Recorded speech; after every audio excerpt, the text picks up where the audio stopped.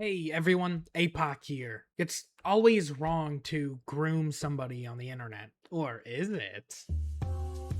Let's cut to the chase. Those of us who have been living on the internet like myself have definitely seen the new EDP 445 documentary by Mike Klum, but if you did not, what the hell is wrong with you? Go check it out like right now and then come back to this video, okay? But essentially the documentary details the EDP's entire life story and what led him to becoming the monster of a child predator that he is. It also has so many different collaborators like Penguin Zero and Alex Rosen, Skeeter Jean, and even Chris Hansen, the original predator catcher on Dateline, who ended up doing a full interview with EDP about his motives, and he sort of just like grills him on how much of a degenerate he is, and honestly that's my favorite part of the documentary. Nobody your age you could have hung out with.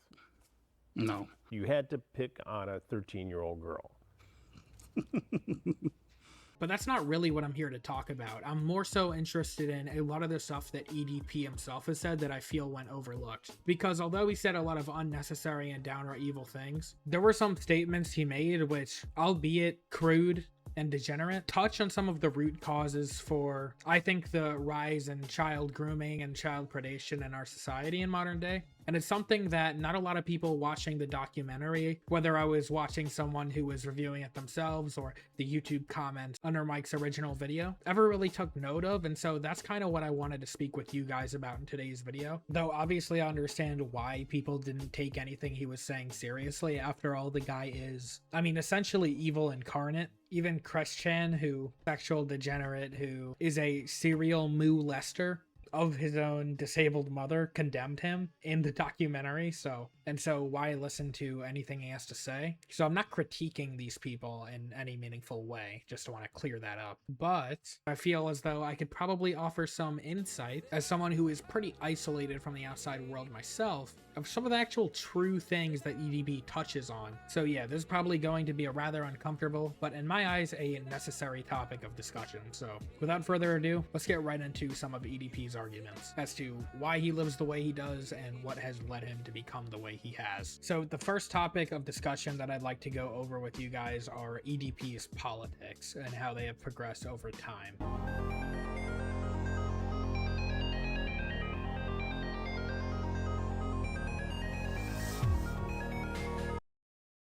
So in the documentary, EDP repeatedly talks about how he's completely isolated from society, he's involuntarily celibate, he's severely obese, he doesn't like to go out and exercise. The only real time he has out is when he works, essentially.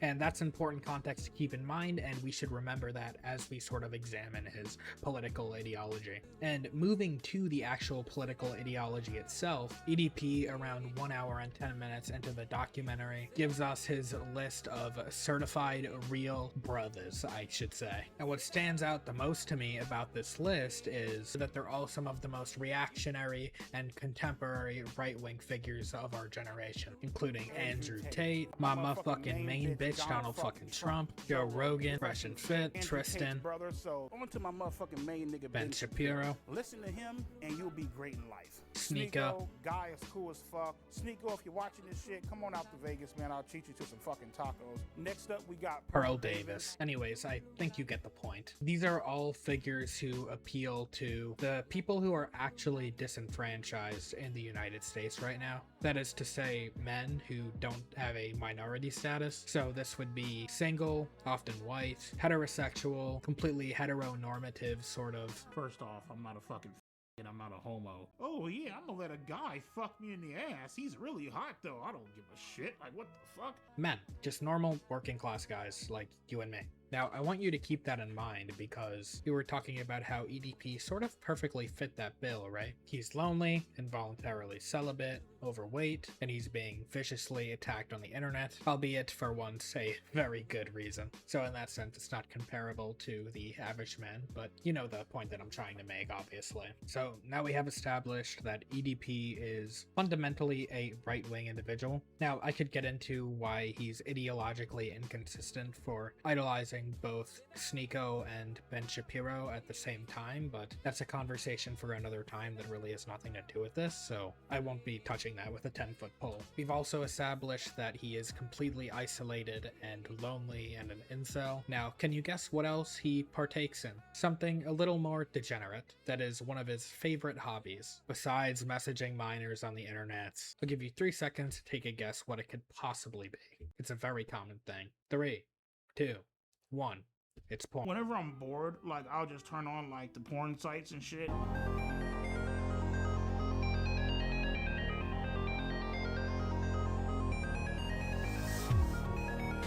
I just want to see a chick just getting just shit just fucking pounded out the bitch. Fucking a bitch's innocence away, you know? The porn addiction definitely affects my sexual performance. I love when bitches are milking their own tits. They got like some big ass tits, man. They're like milking the shit and spraying it all over the fucking screen and shit. I actually do fuck with lesbian porn sometimes. Andrew Tate, Joe Rogan, Donald Trump. They like to pretend that they're not watching porn. You know goddamn well your ass is watching fucking porn. Jordan Peterson, you definitely watch porn. Someone who is unashamed of having been watched porn before, and someone who actively accuses other people of doing the same to cope. I wonder if this could lead to a spiral of justifying increasingly immoral sexual behaviors over time or something like that. Surely that couldn't possibly be the case. The only gay shit that I've ever came close to doing was shoving the broomstick up my ass.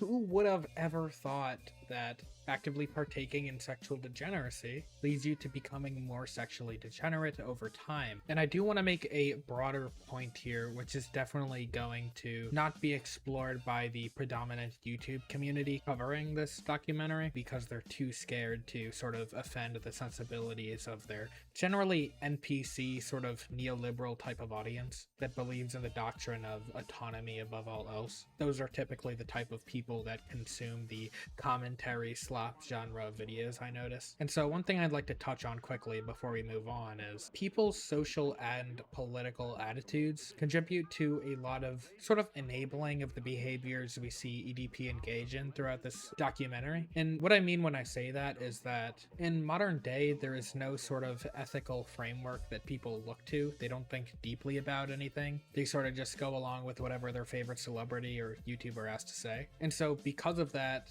there's not really an epistemological foundation for their morality as a whole. And so I notice what a lot of people tend to do is, because we grow up in the West, places like America, Canada, the UK, we just sort of hold to individualism, autonomy, maximizing freedom as like the end all be all. That is like the threshold that we're trying to reach. But that is a slippery slope if you really think about it. Because through that sort of freedom first framework, how do you condemn the initial actions that EDP took, which over time led him to become so degenerate that he ended up committing a crime? After all, there were multiple degenerate steps along the way which were perfectly legal. EDP furiously pleasuring himself to obscene pornography all day, for instance, over and over again, addicted in the same way a crack addict is addicted to their drugs, meaning most likely they will need some sort of intervention like rehab to forcefully remove current thing that they are hopelessly addicted to from them for a certain period of time in order to ease their mind and get them to think more rationally about what they're doing. But unlike hard drugs, there's no laws on the book to stop someone from, say, consuming extreme pornography for 10 hours straight every single day. And the reason why is because people tend to believe that it's not hurting anybody else, so why should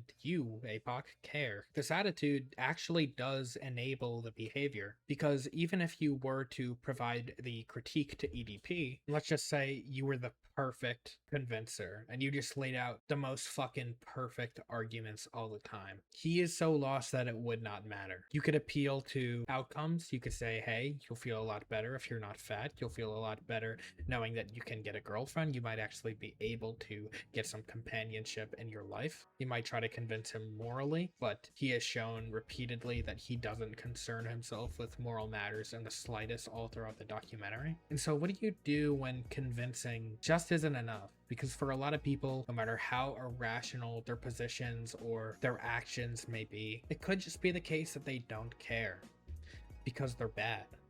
Wild idea, right? But I think some people might just be horrible he would probably just tell you, well, why should I get better? Why should I care about getting better? I don't think that my life would be any better even if I got better. Why would I want to do all this hard work to better myself? What is my sort of return on investment? Obviously, I don't think he'd put it as eloquently, but you get what I'm trying to say. And the interesting thing about it is that through most people's moral paradigms, this is a completely justifiable conclusion. There is no objective ought that he should stop watching porn if it doesn't hurt anybody else. Matter of fact, even if we go to degenerate step number 2, shoving the broomstick straight up his behind, there is no objective ought which says that he shouldn't do that or shouldn't be allowed to do that or prevented from doing that in any sort of forceful way. But the thing is that some people need to be forced not to do things that are bad for them, and I think EDP is more evidence of that than even he knows. EDP might be the best argument for that, actually, because when you don't choose to stop somebody from engaging in obscene behavior, which increasingly gets more obscene, some of those people will inevitably move on to something that does harm other people, unfortunately. And you might say, well, just draw the line at harm. But one, at that point, it's too late. And two, you run into the problem of justification once again. Because firstly, what even is harm? Like, if a man and his biological sister or brother are completely infertile, and they're the same age, and there's no other forms of abuse going on, and everything's perfectly consensual, and they just decide to fuck like rabbits. Or let's take a case of necrophilia. Someone digs up a carcass and starts just going to town on it. None of those acts necessarily involve violating a person's consent, which would be the harm that most people point out when talking about those things. Well, unless you consider a dead body a person, but then you'd have to concede a soul or something like this exists, which most people clinging to the harm principle would never do, but that's also a topic for another time. But anyways, secondly, because why is it bad to harm people? Why is that where you draw the line? And the truth is, there really is no reason. It's just a social construct we came up with. Unless you have, I don't know, some sort of mind that is not human, that lays down moral laws that we just sort of know in our hearts. Boy, oh boy, I do wonder if something like that ever existed here in the United States to prevent people from acting out on their most animalistic, disgusting, and primal urges. Oh right, there was. It was Christianity. We got rid of it because we wanted sexual liberation and universal suffrage. So, yeah. Long story short, my argument is essentially this. EDP is a perfect example of why degenerate sexual behavior should be ostracized, and if it gets to a point where the behavior is too obscene, an obvious example would be, I don't know, Bonnie Blue letting men piss on her pregnant stomach. I have a baby shower on Saturday. I'm inviting the public to turn my baby shower into a golden shower. Why? It's just fun. I'll be having sex with the people as well as, and it's going to be like a mixture of wholesome, or trying different baby food, along with other fluids added in there. Now I'm uncomfortable. This is your baby. This is your child. My body, this is what I'm choosing. Do you not see that in any way as a denigration of your baby? My body, my choice.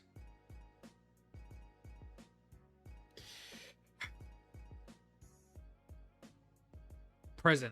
Like, now. If we don't at least socially police things that are morally bankrupt when they get to a point of needless obscenity, people will go into harm. Not everybody, but some people will. Matter of fact, a lot of people will. I'm sure I'm not the only person who's noticed a rise in pedophilia. I'm just going to be blunt. You see them everywhere. Celebrities, YouTubers getting caught more and more often in these sexual scandals, unfortunately involving children. And I believe that a lot of the things I laid out are partly why that is. I'm not saying I have all of the answers, but I don't think that you can argue that I'm not onto something here, at the very least. Another thing that EDP spoke about in the video that we don't really got to go over extensively, but just figured I'd bring it up because it's another degenerate thing, another tool that's been created for modern audiences, the AI girlfriend app. He says that he uses it, and he admits that he uses it to talk to virtual, not real, but like fictional versions of, let's just say, underage people in pretty terrible circumstances. Again, people can logic themselves into a pretzel about why they think it's okay because they want to be consistent with their harm principle, but this is clearly just another thing that's ushering in a new age of degeneracy, and something needs to be done about it. And aside from that, there's actually another really interesting part of this documentary I want to touch on that really does reveal something else entirely, another aspect of EDP's life relating to women.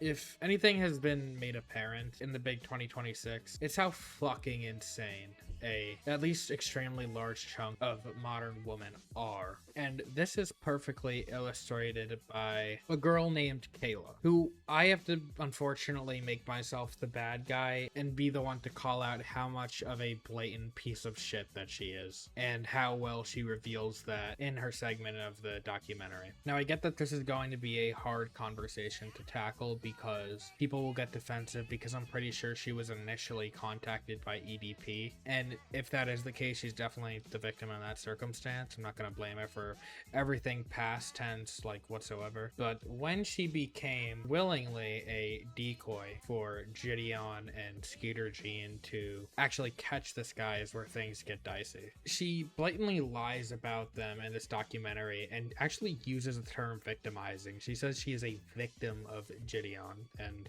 she's 18 now when this documentary is being recorded, and so she knows how badly that can affect a guy, clearly. And she deliberately did it. She phrased it that way for a reason, and she just sort of admits to being an opportunist, and some of the white knights in the comments still blatantly take her side. It confuses me. I'm just going to show some clips I've put together of her contradicting herself and lying multiple times and just being a genuinely insufferable human being to sort of get my point across. I feel like I was a victim of EDP, but I think I was mainly a victim of Gideon. I just hate when a woman can't make solid claims, and it's always, I feel like, I kind of get the vibe. I feel like that's gonna be a repetitive thing with this bitch. I'm sorry. I'll let it play now. I feel like I was his like little puppet. I feel like I was just like kind of doing the things he demanded me to do. He encouraged me to keep talking to a pedophile. Are you sure you're good? Like, I want to make sure you're okay, because I know like this could be really. You sure you're good? You sure you're good? You sure you're good? You sure you're good? I told Gideon EDP would send me dick pics, but he would never tell me to like block him or anything. I want you to block him on your phone. I want you to block him on your phone. I want you to block him on your phone. I want you to block him on your phone. I did not send EDP any pictures of me that were nude. She literally sent me fucking nudes of her fucking tits, of her fucking tits, of her fucking tits. I don't know what they're gonna say, but don't believe it. I have proof. I could show some of the proof. I'm just too scared to show the proof because Gideon has a big audience and I don't want them to attack me. Okay, this makes perfect sense to me, guys. She has proof of all of her claims that disproves the literal clip showing the opposite, but she's not going to show them because she's too scared because of Gideon's big audience. But wait a minute, you're in this documentary, which means you aren't scared to make the claim. Wait, hold on. So you aren't scared enough to make the claim in front of millions of people, but you are scared to show the proof.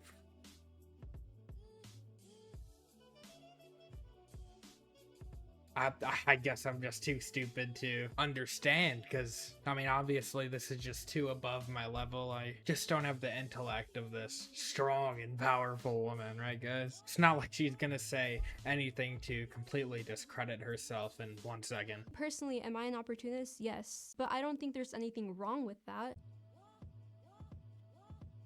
Color me surprised. I don't think there's anything wrong with that, as long as you're not harming anybody, and I don't think I was harming anybody. I was a victim of Gideon, and I don't think I was harming anybody. I was a victim of Gideon, and I don't think I was harming anybody. I was a victim of Gideon. When you're my age, people are gonna think that you're young and dumb. So you kind of have to be an opportunist. Yes, because where you can be an opportunist, it is your obligation to be an opportunist. Yes, Queen Slap. But this entire situation was not that at all. Of course not. I know you just admitted to being an opportunist and all that, but I will absolutely take your word that this situation was 100% different. Okay, guys, it's different this time. What's also funny is, like, they roll this whole credit line of all of the bullcrap accusations she made up as Skeeter Jean just, like, grills her completely. It's beautifully edited. Let me show you. Maybe she's sort of using the whole situation as leverage to boost her music career and such. So, you know, again, while she, she's technically, she's a victim. I think she's kind of using the whole situation as leverage to gain followers a little bit. That was an absolute mastercraft, Mike Klum, and you cannot convince me that you were not just trying to completely eviscerate this girl. Another thing that I want to discuss in this documentary that I thought was interesting was the bitch list that EDP made. The absolute bitches of YouTube, in his opinion. His words, not mine, okay? And what I found interesting was that it sort of seemed like a cry to help to me.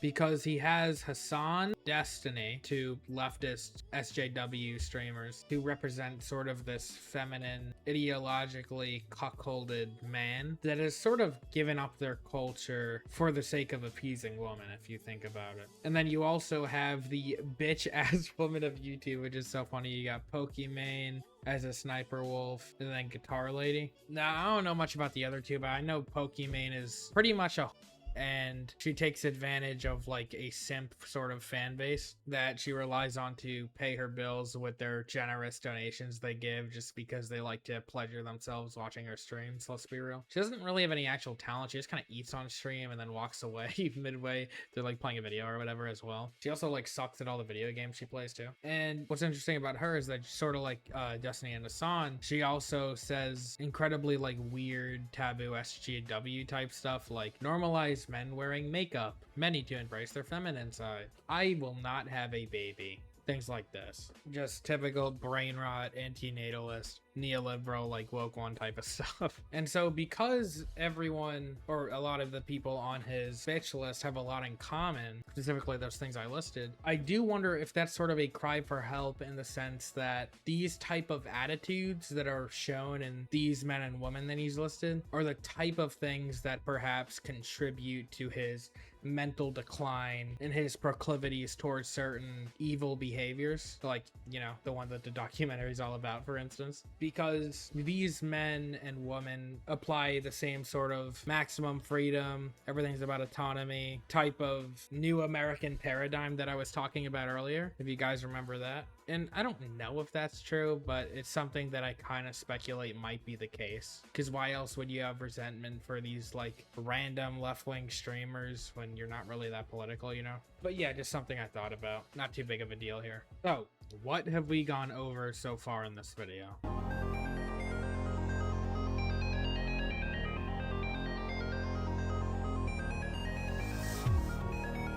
Firstly, we looked into EDP's thought process about his own motivations on why he thinks he did the things he did. And then after that, we also looked at other possible accentuating factors, politically, socially, what sort of stuff there can contribute to why he did what he did. And we also discussed how to prevent a lot of those things and what we might be able to do going forward to prevent this kind of person from forming again. We went over who he was as a person as well, how his weight, lack of motivation, degenerate behaviors like overconsumption of photography and stuff also contributed to his decline and his spiral down to sinister stuff. We went over the political figures he admires and the ones he doesn't, and we looked into why that might be. And we also looked into modern women and how some of them may play a role in male isolation or the male loneliness epidemic, whatever you want to call it. So what can we actually take from all this? Well, the conclusion that I've reached are that there are a lot of political and social attitudes we hold in modern day, such as the maximum freedom, my body, my choice, autonomy sort of rhetoric that really leads not only men to spiral themselves into insanity because of all the stuff they're allowed to do, but also really degrades the quality of modern women as well. It allows people like Bonnie Blue, for example, and Pokimane to monetize incredibly absurd, terrible things, and it really incentivizes women to get out there, be on social media, and get themselves naturally a higher body count and